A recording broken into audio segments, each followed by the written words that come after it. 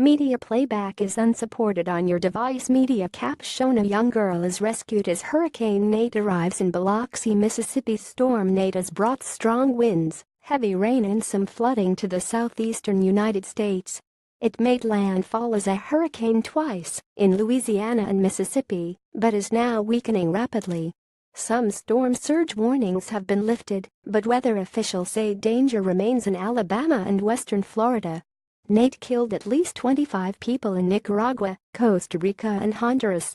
No deaths or injuries have yet been reported in the U.S. Although not as strong as last month's Maria and Irma, Louisiana, Mississippi, Alabama and parts of Florida had issued warnings and evacuation orders ahead of its arrival. Film footage from Biloxi showed flooded streets and highways.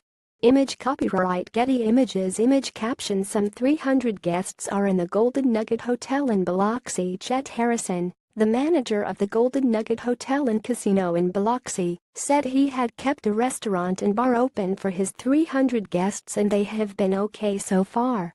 But he told local TV he hoped none of his guests tried to leave because everything is flooded around us.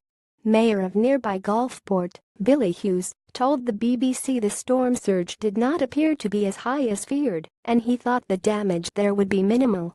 Media playback is unsupported on your device. Media caption in Secretary General Antonio Guterres: The origin is clear. We are facing the consequences of climate change. Mississippi emergency official Greg Flynn told AP that more than 1,000 people in the state spent the night in shelters, but no major damage had been reported. In southern Alabama, the local power company said some 5,000 people were without power. Residents there had been urged to take precautions ahead of Nate's arrival. A mandatory curfew was lifted in New Orleans, Louisiana, as the threat to the city devastated by Hurricane Katrina in 2005 was downgraded. Nate was downgraded from a hurricane to a tropical storm by the National Hurricane Center at 0900 GMT. But its advisory warned of a life-threatening storm surge, flooding, and said alerts remained in effect from the Mississippi-Alabama border to Indian Pass on the Florida Panhandle. 5 ports along the Gulf Coast were also closed to shipping as a precaution ahead of Nate's arrival. Most oil and gas platforms in the U.S. Gulf of Mexico also evacuated their staff. U.S. President Donald Trump on Saturday issued an emergency declaration for Louisiana and Mississippi, allowing the state to seek federal help with preparation and possible relief efforts. Image copyright Getty Images. Image caption: Star Wars fans dressed as stormtroopers walked the streets of New Orleans ahead of Nate's arrival. Nate's deadly impact in Central America. Nate caused heavy rains, landslides and floods which blocked roads, destroyed bridges and damaged houses as it tore through Central America. At least 13 people died in Nicaragua, 8 in Costa Rica, 3 in Honduras and 1 in El Salvador.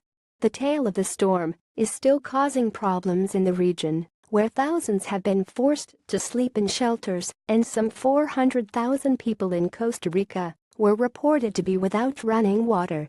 UN Secretary General Antonio Guterres, visiting Antigua and Barbuda, which were badly damaged by Hurricane Irma in September, said the international community needed to do more to help Caribbean countries hit by a series of powerful hurricanes.